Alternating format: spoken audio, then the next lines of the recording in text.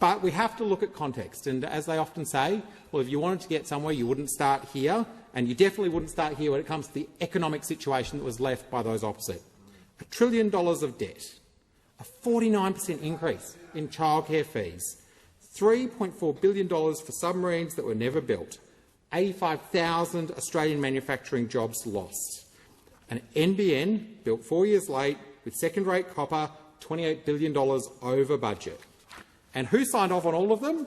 I got out the Expenditure Review Committee membership, and there, right in the middle, is the now Leader of the Opposition, signing off on the $1 trillion of debt, signing off on the closure of manufacturing jobs across this country, signing off on $3.4 billion for submarines that were never built, signing off on a 49% increase in childcare fees.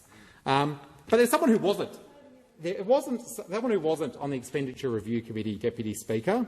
I went down, I looked for the member for Bradfield, and he wasn't there. He was giving us lots of free advice. He must have given lots of free advice when he was in government back in the day, sitting around the cabinet table wondering why he hadn't been chosen to be placed on the Expenditure Review Committee.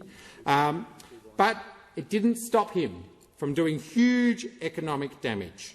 $28 billion blowout in the national broadband network, for which he was responsible for.